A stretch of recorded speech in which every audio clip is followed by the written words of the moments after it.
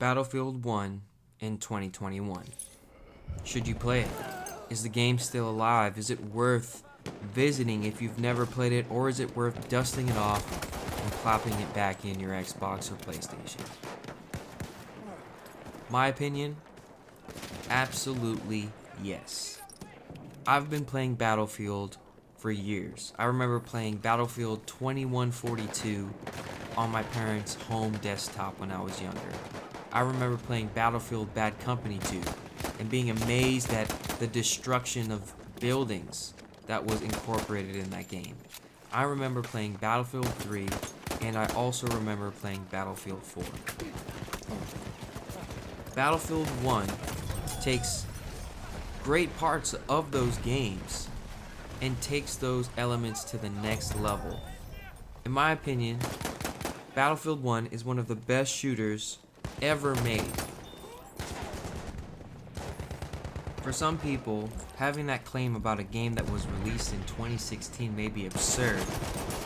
I hope to prove you wrong and to encourage you guys to try this game out. A game that I hope will last another 5 years and still be alive as it turns 10 years old.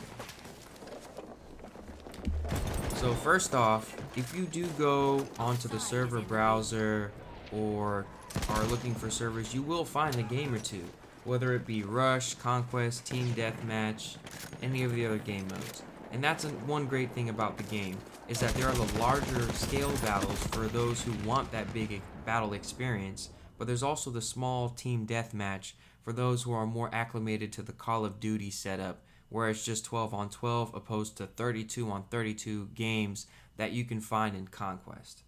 The setting is one huge thing about Battlefield 1 that I love. There are so much variation in setting, whether it's a beach or whether it's the cramped conditions of urban combat, or whether it's the cold conditions that were found in the Russian front during World War I. One other thing I gotta add is, how many games have you played that were set in World War I? World War II is beaten to death across the board with many game franchises, and I thought it was amazing that Battlefield was set in World War I, a war that is often unstudied, unrepresented in history. Apart from that, there are also the desert conditions that you can fight in, sprawling expanses with planes going overhead, or the urban environments of areas not yet completely destroyed by the effects of World War I. There is a historical location that actual battles happen, and also there are asides in some of the load screens that give you information about all the battles that took place, giving it a real sense of historical accuracy. But it's not just historically accurate, it balanced this historical accuracy with the playability of a shooter, giving it a great balance between what I call playability and realism. Another great part about Battlefield is the balance. Whether it's a plane that's overhead destroying, dropping bombs, or shooting down your fighters, there's always a way to counteract the enemy's advances. So if someone's in a plane, maybe you might hop onto an anti-aircraft turret and shoot it down from a distance. Whereas while you're on the anti-aircraft turret, someone could shoot you down just as easily or snipe you from a distance, balancing that balance. It's this scale and interplaying components that give Battlefield 1 the feeling of being a real war zone. On top of that, there are extra elements, like in this clip, after I shoot down the plane, a wave of fog comes in, reducing visibility for the rest of the game. This type of dynamic action, whether it even be the behemoth airship crashing down, permanently changing the battlefield, or the train exploding, now making this debris an extra set of cover for future conflicts, this dynamic approach to map design makes every single match unique and unpredictable, which is another element that I really do admire about this game. Maschinengewehr, eindeutig feindlich. Ich sehe einen Sanitäter.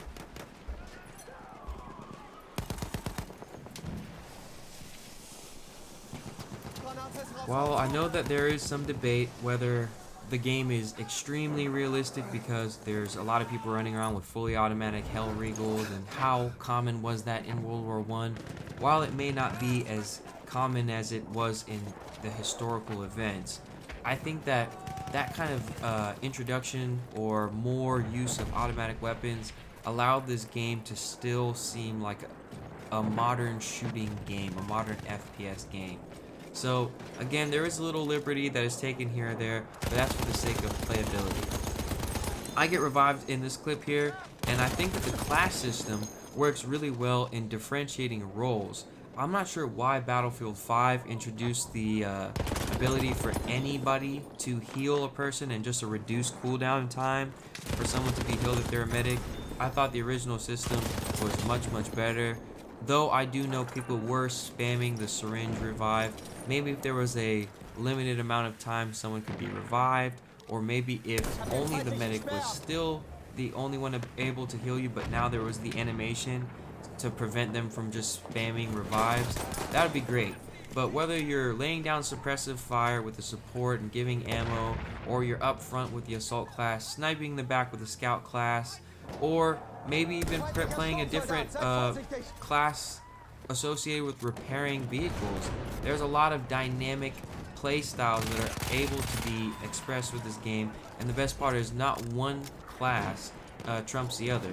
In fact, there's also these specialty pickups like the Juggernaut suit, where you kind of are able to experience a whole different type of play style. There's also the flamethrower kit. I know there's the anti-tank kit, which is a great way to shoot tanks down from a distance. All these different options keep a refreshing type of variance in each game style.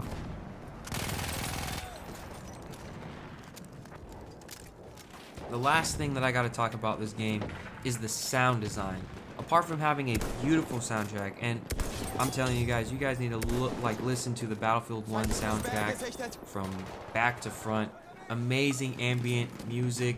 Great. I'm not sure who wrote it or who composed it, but phenomenal. The sound design, though, of this game is amazing. You really do feel the difference of explosions or gunfire going off inside confined conditions with the echo, and you also do feel the intensity of the combat with people screaming in different languages and people screaming if they're on fire. It really gives you a sense of real combat. So an A+ on sound design. I honestly think Battlefield 1 has the best sound design of any shooter at the current moment, whether it be the sound music that we listen to in the load screens or in between games, or whether it be the sound effects that happen from combat during when we play. Anyway, those are the three reasons I can think of that I can easily explain to why Battlefield 1 is an amazing game. Once again, it's variety of game modes, game types, variety of vehicles that you can use, variety of settings, the variation, the different classes you can play, adds so many different elements to the game at the same time. I feel like that is amazing. The next thing is the balance between realism and fun. Again, historical settings, the vibe and the story of actual conflicts in World War One, with the feeling of immersion, and lastly, the sound design.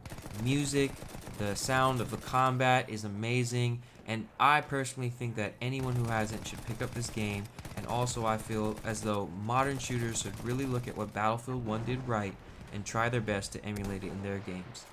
Anyway, thanks for listening to my episode today on why Battlefield 1 is one of the best shooters ever created.